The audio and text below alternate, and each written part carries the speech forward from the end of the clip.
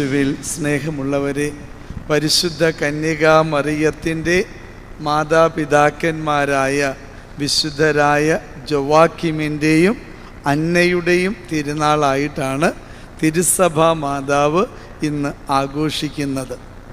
സുവിശേഷങ്ങളിൽ ഇവരെക്കുറിച്ച് ഒന്നും തന്നെ പ്രതിപാദിക്കുന്നില്ല എങ്കിലും സുവിശേഷങ്ങളിൽ പെടാത്ത അപ്പോക്രിഫൽ ബുക്സ് എന്നറിയപ്പെടുന്ന കുറേ പുസ്തകങ്ങളുണ്ട്.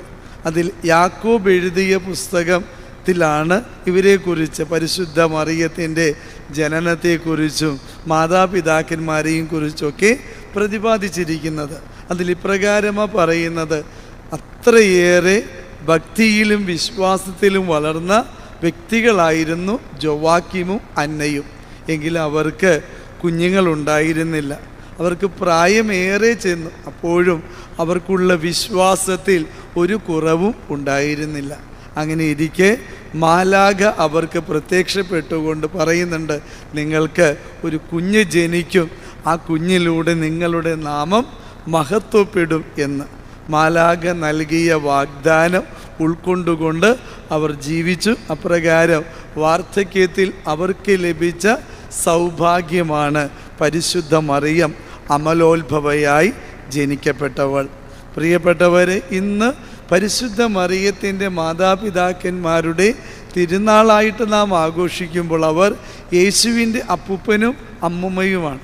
അതുകൊണ്ട് തന്നെയാണ് ഫ്രാൻസിസ് പാപ്പ ഈ തിരുനാൾ നമ്മൾ പ്രത്യേകമായിട്ട് നമ്മുടെ വീട്ടിലെ പ്രായം ചെന്നവരോടുള്ള ആദരവിൻ്റെ തിരുനാളായിട്ട് ആഘോഷിക്കണം എന്ന് പ്രത്യേകമായിട്ട് ഓർമ്മപ്പെടുത്തുകയും ഈ തിരുനാൾ കഴിഞ്ഞു വരുന്ന ഞായറാഴ്ച ഗോഡ് പാരൻസിൻ്റെ ദിവസമായിട്ട്, ഗ്രാൻഡ് പാരൻസിൻ്റെ ദിവസമായിട്ടാണ് നമ്മൾ ആഘോഷിക്കേണ്ടത് എന്ന് പ്രത്യേകമായിട്ട് നമ്മെ ഉത്ബോധിപ്പിക്കുകയും ചെയ്യുന്നുണ്ട്. പ്രിയപ്പെട്ടവരെ, ഏതൊരു കുഞ്ഞിൻ്റെയും വളർച്ചയിൽ മാതാപിതാക്കന്മാർക്കെന്നതിനേക്കാൾ കൂടുതലായിട്ടുള്ള സ്വാധീനം അപ്പൂപ്പനും അമ്മുമ്മയ്ക്കുമാണ്.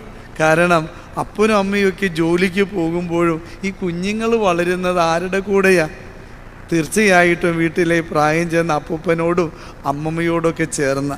ഒരുവൻ്റെ ജീവിതത്തിൻ്റെ ആ നന്മ കൂടുതലായിട്ട് അറിയപ്പെടുന്നത് എപ്രകാരം വളർത്തപ്പെട്ടു എന്നതിൻ്റെ അടിസ്ഥാനത്തിലാണ്. ഇപ്പം നമ്മുടെയൊക്കെ ജീവിതത്തിൻ്റെ നന്മയും സുഹൃതം എന്നൊക്കെ പറയുന്നത് വളർത്തി വലുതാക്കിയ ഈ അപ്പൂപ്പനും അമ്മൂമ്മയും ഒക്കെ തന്നെയാണ്. അതുകൊണ്ട് അവരോടുള്ള ആദരവിൻ്റെ ദിവസമായിട്ട് ഇന്നത്തെ ദിവസം നമുക്ക് ആഘോഷിക്കാം.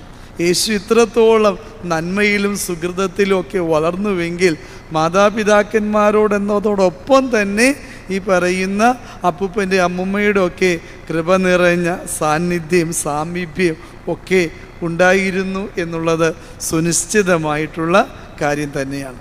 അന്ന എന്ന വാക്കിൻ്റെ അർത്ഥം അനുഗ്രഹദായക എന്നുള്ളതാണ്.